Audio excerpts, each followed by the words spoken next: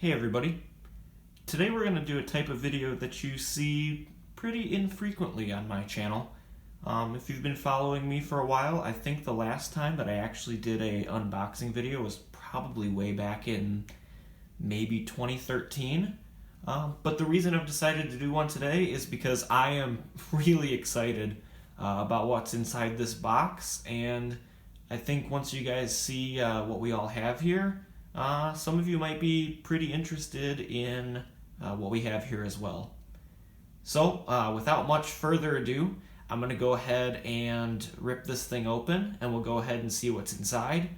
And just to save you the hassle of watching me struggle with the adhesive strips on these medium flat rate boxes, I'm going to go ahead and stop for a second, and we'll just come back together when we have everything from the inside of that box unpacked.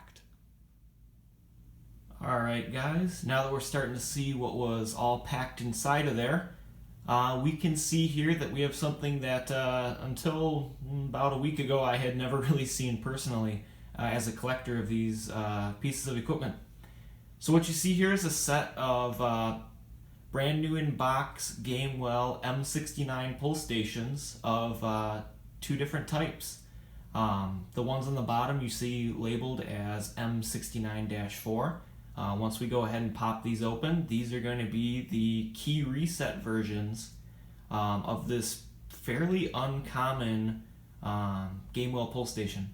This was kind of almost an experiment by Gamewell in extending the Century series of pull stations into a more modern design. The 5 boxes you see on the top that are simply labeled M69 without any suffix, these are the standard screwdriver reset M69 pull stations that many of us are used to seeing. So what I'm going to do now is we'll just go ahead and open up each of these boxes and go through and see what these pull stations looked like when they shipped new from the factory and what kind of hardware and documentation was included with them. Alright, so I figure what we'll do here is just go through box by box and pop all these open and see what's inside.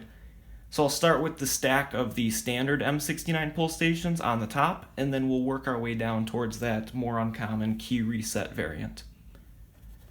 So let's take this one off the top. This looks to be in fair shape, at least for the original factory box. Let's see what's inside. Alright, so I see the top of the pull station. Look how nice and shiny that brushed aluminum finish on here is. So you can see we have 2 screws here on the back. And what else do we have? So we have a little pamphlet manual inside the box here.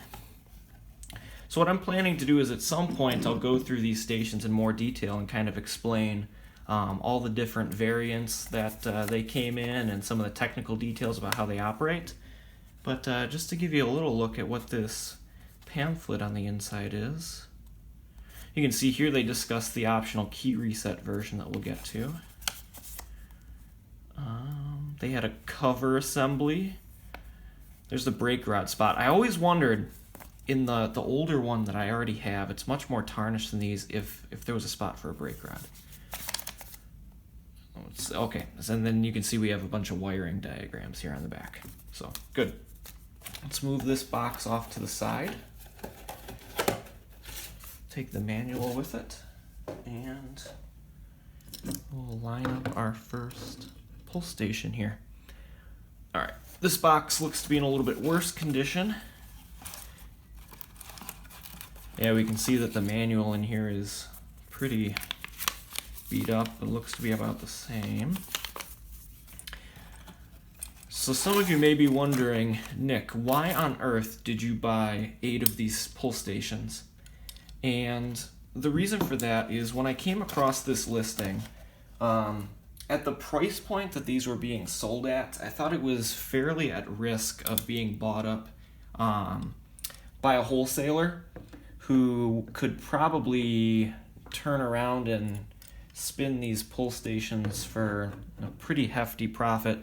And so while I had the chance, I figured I would gather them up and share them with the collector community here. So the intent is certainly not to hold on to all 8 of these stations, but we'll see where they go. And at least we, can know that they're somewhere out there in the collecting community instead of, sitting on a shelf in a warehouse listed for thousands upon thousands of dollars. Which is okay, and that's, very good for a lot of these stations to, be able to be reused as replacement parts. But given how uncommon these pulls are and the fact that we had the key reset version pop up for the first time in a while on eBay, I figured I should probably grab them and keep them from that fate. So you've probably been seeing as I've been going through that each of these has this little manual pamphlet in the box. I'm not seeing anything more than just the manual, the pull, and 2 single gang box mounting screws taped to the back of the station in any of these boxes. So my guess is that's really all that came with these stations, which is about what I expected from the eBay listing. So we're coming up now on our last standard M-69 station. And this one actually doesn't have the manual pamphlet with it, but that's okay. You can see there's quite a bit of... Oh, and I don't see the screws on it either. That must be what's rolling around on the inside of the box. So they're in there. You can see we have a date stamp on here, December 4th of 1984. Maybe I wasn't looking, but I didn't see that on any of the other stations. All right. So now let's go ahead and move on to the key reset versions, the -4 variant. These I'm pretty excited about. Let's see. Looks like it's going to be the same pamphlet as the other ones, which makes sense considering the key reset is mentioned in that pamphlet. And here we have the M-69 key reset station. I see right away that the graphics on the front are a little bit different. You see we have this pull down marking on the inside of the handle, plus just the block fire lettering instead of the pull down for fire lettering on the standard versions. Let's see if we have a key in here. Not seeing a key. That's it. Well, there we are. So it looks like instead of having mounting screws taped to the back of these, we in fact have the operating key.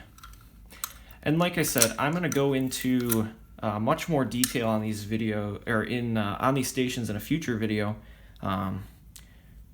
Looks like we have a Cat 60 key. You can see that goes in and turns the reset on the station. So stay tuned for that next video where I'll explore a little bit more about how these stations actually operate. So we'll go ahead and put that guy over there.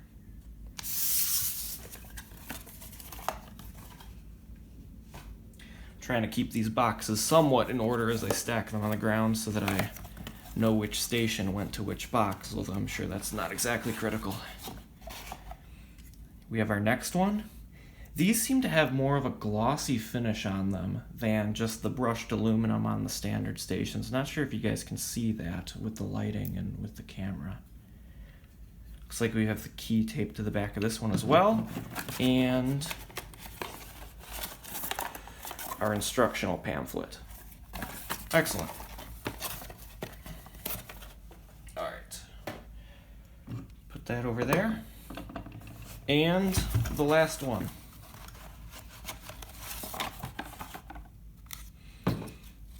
Once again, we have our pamphlet. That one's nice and crisp. And our key. It's interesting that these don't come with the single gang mounting screws. All right.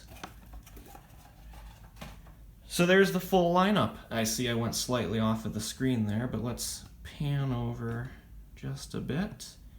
And yeah.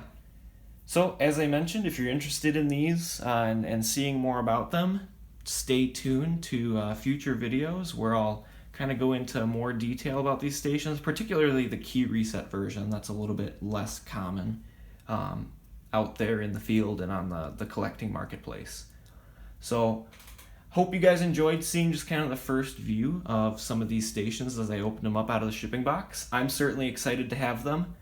So yeah, stay tuned for some future videos where I put these to work, maybe activating some devices with them, and just kind of show off how they work, since they really have some quirks in their design and they're just really different pull stations than a lot of us are used to. So anyways, thanks for watching, take care guys, and have a nice day.